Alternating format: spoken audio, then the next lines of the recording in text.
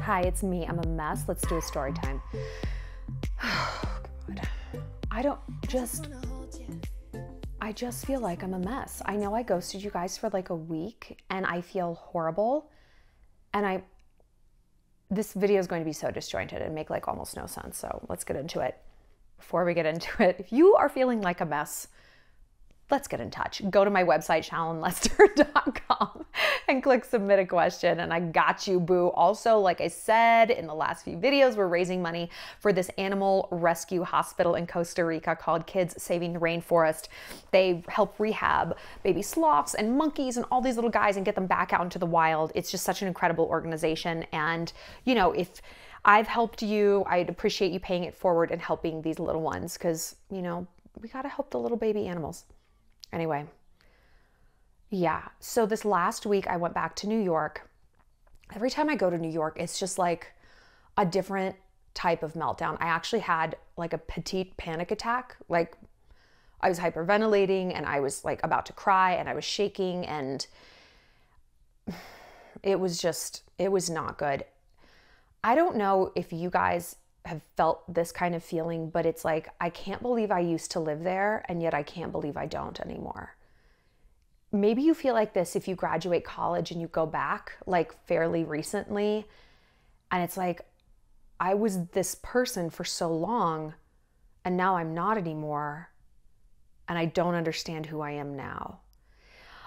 I didn't really feel like that in college, mostly because I didn't love college, but also like college was 4 years, high school was 4 years, you know, they were smaller chunks. New York, I lived in for over a decade. Like I lived there my entire adult life. It's all I knew. And going back and seeing people who still live there, it's like, I pity them, but I also envy them. Nostalgia is a motherfucker. It is the most, we say, it's a dangerous emotion. It's a liar, right? It tells you things were some type of way that they weren't. You know, and it makes you question your own decisions. Why did I leave? Am I happy now? And I am like overwhelmingly happy in Montana. Like I love it here. I fall in love more and more with this place every single day. I really do. But what's difficult for me and that I'm kind of coming to terms with is dating, you know? Again, I feel like this video is going to be all over the place. Just bear with me. We're just two girls sitting on beds talking, right? I'm just like, bleh, like you're drinking some Kim Crawford. I'm drinking my dumb soda water. And we're just talking. Dating is tough. Like I'm a lot of horsepower and Montana is just not built for this kind of horsepower. You know, it's built for like literal horsepower in trucks, not in women. It's very hard for me to find someone who can hang with what I do for a living. Oh, snouty. My little cowboy's on the other bed. I love you. Check your weenus. Okay, that's done. Good. Rest of the day's free. Yep. He's doing his morning grooming. Can you hear that? I'm sorry, it's so gross. Cowboy. Yeah, I find, the long story short is I find guys are really afraid of me. And they'll pretend that they aren't, you know, oh, that's cool. And then they'll say things that like cut me down or they'll make fun of me. And I'm like, oh, that's coming from your weak ass ego place. That's what it is. Like you can throw any insult you want at me. I know it's not true because I'm much more of an alpha female than you are in any way, shape or form. Like you're not even close. So I can see what you're doing, but it's still hurtful. And it's just so incredibly disappointing over and over and over again that like, guys just don't know what to think of me out here. And like, did I tell you on Tinder, I would literally say I work at Starbucks? Yeah. And trust me, it's a bad idea because people have a ton of questions about Starbucks. Like, what goes in this? Wow, how do you make this? I'm like, I don't know, man. Coffee? I don't fucking, leave me out. I don't know. Like I would have no relevant answers for them. And they were just like, whoa, Starbucks. But then if I'd be like, okay, like I'm an influencer, I'm a YouTuber, and they're like, cool. And I could see their eyes glaze over. It's the ego glaze, I call it. And they'd be like, so you have like fans? I'm like, you know, I have girls who watch me and they're fantastic. The Shalligators, you know, I don't like fans. I think it's demeaning because we're all like friends here. And they're like, okay, and you travel with them? I had one guy on a date. You guys are going to fucking love this. I was talking about travel and look, I don't like come hard. Like I'm a YouTuber. I'm so low key about it. I'm so like, I'm minimizing about it. I am. And I'm self-deprecating, which pisses me off that I have to be. Not that I have to be this bombastic, braggadocious douchebag, but like, I don't like to minimize my accomplishments. You know, it's like, yeah, I'm a 2-time published Random House author. I was the editor of several magazines. I'm a viral YouTuber. Like, I'm not saying it to make anyone feel bad. I'm just stating the facts. You know what we say, humility is for losers. And I'm proud of myself. I don't feel any type of bad way about these things. I feel fucking great. And so this guy was like, wait, oh, you travel? I was like, yeah, like I love to travel. And he's like, I'm really well traveled too. And I was like, oh, really? Like, where have you been? Do you know what he says? He even leans back like this, all up and down the East Coast. He name-checked New Hampshire. I was like, well, I've been to Egypt. I was 8. Not like it's a competition, but if it was, I would win. It's just like, there's nothing wrong with that. There's nothing wrong with that. And to some people, he is well-traveled, but not to me. And like, we're not a fit. And that's like what I keep encountering. It's like, I'm not fitting with these people. Like, and if I do fit, it's because I'm lying. And like, I work at Starbucks. Do you like me now? They're like, yes, I do. Oh, wait, you're independent and successful? Like the new house I just bought, I told a guy that, it's going to be a bunch of us. There's going to be 5 of us living in there because there's 5 bedrooms. No, there's not. It's my house. I live by myself. Like, anyway, I say this because going to New York, it's like, you know, I meet guys or I see my old side pieces and they're so excited for me. They're like, I see everything you're doing. Like, that's awesome. Like, whoa, like, that's so cool. Like, they're not threatened. They don't need to date a woman who hunts and fishes and does exactly their fucking hobbies, just has a different sexual port. Like guys here do. They basically want to date their exact same self. Imagine if I put on my dating profile, I want a guy who's into like Rosé and the Kardashians. Insane. Insane to expect a man to have had even one of my hobbies. And yet I have to have all of his. It's such beta small dick energy. I can't even handle it. I can't even handle it. And I know people are like, well, you need to date someone who's like not from Montana, like a city transplant, like you. Yeah, but I don't want to date someone who has no friends. I mean, that's like a real concern. I chronically get involved with guys who have no friends. They'll pretend like they do, but they don't. And they latch on to me. And then if I go out with my friends, which I do, my friends come before absolutely anything, even my career, which we'll get to in a second. Then it's like, where are you going? I'm like, I'm going where I was going to be going before I even met you. Like, it's just, I don't know. I'm just very gloomy lately. And it's summer and I feel like so many of my exes here have like come out of the woodwork, like termites. They're like, hey. And I'm just like, you blew it with me last year. And sorry, I'm 40 pounds hotter and a whole ass weapon now. Now you want to see what's up with me? First of all, I was always pretty and I was always as smart and I was always funny. I was just a little heavier. And now you're giving me the time of day? Fuck you. And you're not really giving me the time of day. You're not like asking me out. You're not being like, hey, I want to get back together. It's like, hey, what's up? Shut up. Like, miss me with that. It's funny. It's like, that's part of the reason, you know, we want to glow up and look hot is to have these exes come back and say that. But when they do, we're like so insulted in a way. It's weird. It's weird. Like, now you see me. Now you want me. I'm actually the same person I was. Might even be boring because now I'm sober. No, I'm not bored sober. And I've also just been dealing with like a lot of burnout. And I want to talk to you guys about burnout because we talked about this during grad week and maybe it was on the podcast. We did grad week like 2 weeks ago. Fanny, I know, I love you. We're going to go to Bark Bark soon. You want to go daycare? Mm-hmm. He's going to go to his little day camp. See all his friends? You can see your friends. Oh, yeah, I love you. You're the love of my life. I would die for you. We talked about burnout, yeah, during grad week. I think on the podcast, Girl on Top, check it out for free, every place you can find podcasts. And it's different. It's a little different than the videos here because we don't really weave in celebrities at all. Not like this is, but we talked about how to deal with burnout. And one thing I said was active recovery. We're going to get to that in a second. Let's talk about what burnout is because burnout is one of those things we don't want to address because we just feel like such a fucking weakling, especially, can you not sit there and whine? Please don't do this. We just feel like a weakling. Like, I do, you know, I want to achieve and move and work and do. And I just, like, the reason I wasn't doing videos for the last week, I was in New York and I couldn't even handle it. I couldn't like have the emotional bandwidth to do a video. I was like spiraling and panicking and dealing with shitty boys and seeing my friends. And I'm just like, I have no healthy balance in my life. Like, I am either all work or I am all play. And it's not healthy. And I don't know what the remedy is.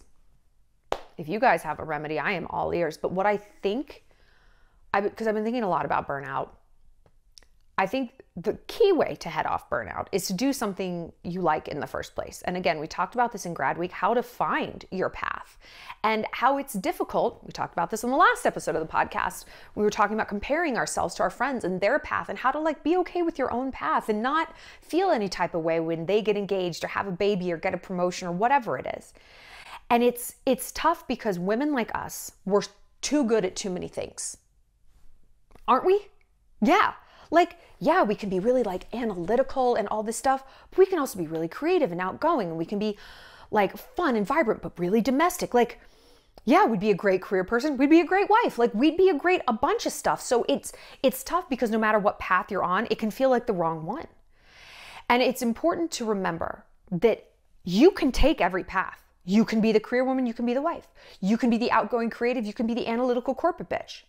You cannot do them all at the same time. Not every season exists all at once. You're not on the beach in a snowsuit.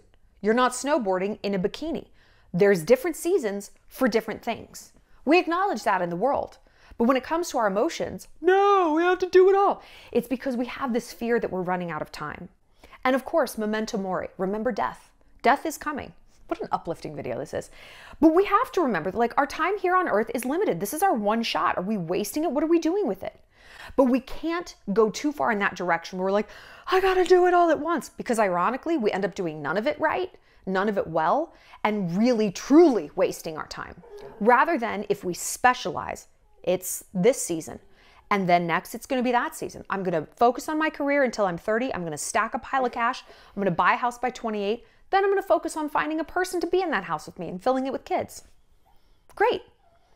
And I talked about this on Instagram recently. And someone was like, you know, Taylor Swift has it all. Like, how do we reconcile us not having it all? And when she, you know, people like her have it all. I'm like, she has it all now, but she didn't have it all at the same time. She's got Joe Alwyn and they might even be married. Who even knows? Is she touring? No, she's focused on her home life. When she's touring, did she have a stable, healthy relationship? Not really. You know, like you cannot do it all at the exact same time. Rihanna, she focused on Fenty for a long time. Was she releasing new music? No. Now she's got a new baby. Is she out touring doing halftime shows? No. Even those people who have the money and the power to bring all of these different elements pretty close together in the grand scheme of life, you know, the seasons can be short and they can change rapidly. They still have seasons too. So we need to recognize, okay, if even Rihanna's got to focus on one season at a time, I guess it's okay that I do. So to me, that's the number one way to head off burnout. Are you in the season that is most authentic to you? Are you chasing down this domestic bliss thing when actually you'd maybe be more fulfilled getting your law degree or working or being a graphic designer? You know, I've talked like in the podcast, I was so stressed in my 20s that I hadn't met anybody. I don't have love. I look back, I didn't want that. I didn't want that. I wanted to powerhouse my career, body that shit. And I did. And I wish I had allocated more of that energy to being okay with being in that season and not constantly looking at the season I wasn't in. You know, when it's winter, you're like, but the bikini. You're like, bro, it's winter. It's -15 outside. Enough about the bikini. Summer's coming. It's not here now. You can put that bikini on and walk your ass down to Walmart. You're going to lose some toes. It's better you just accept where you are and relax. The season will change when it's ready. You can't change these things on your own all the time, and you certainly cannot combine them. So get comfortable with your season. The next thing I think about burnout is schedule. Like I don't have a good schedule. And I know you guys have asked a million times for like a day in the life video. And I'm like, I would look like a fucking clown. There'd be a lot of like wandering from room to room. Like it's insane I get as much done as I do considering I'm not well scheduled. I'm not a rigid person.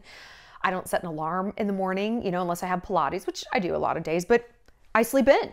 I sleep until like 8, you know, it's not like 10:30, but because I believe my body needs the amount of rest it needs. I can't do things if I'm tired. I just can't. So I need to get better at that, because when we have a schedule, our bodies adjust. It's stamina, you know, and therefore burnout, it's like we can almost see it coming more. It's like, hey, the things that I used to do that I was okay with, this routine, this schedule, I kind of can't keep up with it. Maybe that's a sign that I'm burning out. Maybe that's a sign the schedule is too rigid, too full, or it's full of things that I actually despise. And life is going to be full of things we despise. Not full, but it's going to have those elements. No one's like, my taxes and vacuuming. Like, that's just part of life. But if it's more that than not, data. That's data. And the other thing I think, like I mentioned earlier, is active recovery. I talked about this on the podcast. Like, when we're so burnt out, like, all we want to do is like, oh my God, just blank out, right? Just like stare at the TV, just like totally go catatonic. It's a real impulse. And when we get really to that burnout place, like, that's all we have the bandwidth to do. But we want to avoid that really bad burnout place, right? Just crashing and burning, because if you're anything like me, what comes with that is so much guilt. And then this FOMO panic, I should be doing this, I could be doing that, I'm missing this down. And it's like, I'm not relaxing at all. And especially, I mean, me, I work for myself. Like, when I go travel or something, no one's picking up the slack at home. No, you know, like, everything's just piling up. And I travel to escape, and then it just makes everything worse. But active recovery. When we think about the things that sort of renew and rejuvenate us, it actually isn't watching TV and just like vegging out. Once in a while it is. It's a rainy day. You're just like, I am watching my shows. I am getting my snacks. I am minding my own business. This is what I'm doing this afternoon. But by and large, when we think about when we're in a really bad mood and we're just like, oh, and then we get into a better mood, well, what was that thing? For me, it's like I had lunch with a friend. Even if I'm like, I don't want to do this, I almost always feel better after I do. Maybe it's working out. Maybe it's being with your animal. Maybe it's being with your family. Maybe it's cleaning. I mean, cleaning is very therapeutic. Like, I can't be in a dirty environment and feel good. I can't. It's just mental chaos. For me, riding horses is like such a complete reset. I always say I'm happiest on top of a horse or a D1 athlete. But all of those things have in common that they're active recovery. They're lighting up a part of your mind. They're switching you out of all your rumination and your misery, and they're keeping you in the present. You're at lunch with a friend, you're talking to her, you're focused. You're riding a horse, you're controlling the horse. You're not just like zoning out and scrolling Instagram, right? You're cleaning, you're doing things. Like, your mind is a little shut off, but it's lit up in other areas that are feeding and actively recovering all the stress. It's just chewing through the stress. It's sort of like a mental Roomba. You turn it on, it cleans, it's a little mellow. Fanny, we're gonna go someplace. I know, I love you. You've been napping all morning. I just wanted to let you sleep. Yes, I love you. So let's see how we can incorporate that active recovery into our routine. What is it? Do you feel awesome when you're baking? I do, I love it. So, okay, maybe Monday and Fridays, you bake. Maybe Sunday night is your baking night and you take it all into the office the next day so you don't sit there eating 24 cupcakes and you're like, that was great. That might get you out of the Sunday scaries, the rumination, gives you something to look forward to on a day that has historically been reserved for misery and anxiety. Okay, that way we can stave off burnout. We can get a routine that actually feeds us so that when the bad stuff, the vacuuming and the taxes comes along, we're like, that's okay because I have something else on my schedule I'm looking forward to. Even if it's silly. The perfect 9-year-old day, right? Let's go back to that. What did we do when we were kids that just lit us up inside? Looking at bugs, reading about dinosaurs, making songs up for our dog? What was it? Incorporate a little of that silliness, just a little, into your daily life, even if it's just a podcast. You know what I watch? Reading Rainbow. I fucking love Reading Rainbow. I'll see you next time. You don't have to take my word for it. It's silly and it's goofy, but it just brings me back to a time in my life that was simpler. For me, that's active recovery, right? So burnout, we're gonna try to stave this off. I'm in the middle of it right now. I feel like a complete fucking loser, a huge failure. And it's funny, like I've lost all this weight and I'm healthier than I've ever been. You know, I'm not drinking, like my skin is better, like my body's running better, I'm sleeping better. And it's like you chase these goals and you tell yourself either tacitly or overtly, like this is gonna fix everything. Like we always hope that whatever it is we're chasing is like gonna somehow fix everything. Even though maybe on a different level, we know like that that's not true. Fanny. It doesn't mean we should stop chasing our goals. It just means we can't put all our eggs in that basket, and we have to do those active recovery things. We have to do that authenticity. We have to do that season adherence where we really trust the process that like, okay, I'm where I'm supposed to be. But listen to what that burnout is telling you. If it's like, I'm going to kill myself if I have to go back into that office. I fucking hate that job. Okay, that's data. Maybe this burnout is supposed to be a phoenix immolating and being reborn. Maybe the key word there is out. You burn out of where you're at. Look at that. Get curious and not furious. Our emotions are trying to tell us something. Mine are trying to tell me like I need more balance in my life. I need more structure. You know, maybe yours is saying the opposite. Maybe it's like I'm not in the right season. I'm on a beach in a snowsuit and I am sweating my ass off. Talk about burn. I can't do this. It is so much better. It's ultimately so much easier to just listen to that. It really is. To constantly run away from what our mind is trying to tell us is a path. It's the road to perdition. It is a path to our own doom. Just listen. There is no wrong answer. There's only authentic and inauthentic. So yeah, I'm a mess. I don't even know like what I'm trying to say. I'm like fiddling with my necklace while I'm doing this video. I never twiddle with things. I don't know, you guys. I don't know what the answer is. I don't know what the answer is because I don't even know what the problem is. Do you ever get like that? It's like, I don't know how to fix what's wrong because I don't know what's wrong. Nothing's wrong. Like my life is fantastic. I don't feel like I'm producing enough. I don't feel like I'm living up to my potential. I feel like I'm dialing myself down in so many different ways. When it comes to dating, I'm keeping small. And it's like that bleeds into my productivity. It's like, well, how can I produce constantly and then go out on a date and act like I don't know what I'm doing? You know what I mean? It's like these two concepts can't walk hand in hand. So I walk alone. Like there is no hand in hand in my life. Like it's me, myself, and I. Then it's like, but I like being single. I really like it. It's just disappointing to see how beta so many people are, you know? It's just like, it's like looking at the underbelly of humanity and you're like, oh, this is what lurks beneath the breast of men. It's embarrassing. So I'm going to go do some things. I don't know. I'm so sorry. I'll just end the video. I'm so sorry. I love you guys. I love you guys. If you have tips on burnout, if you face this and overcome it, please let me know in the comment section, please. And do you have any life advice for me? I am all ears. I will see you later, Shalligators. I love you guys so much.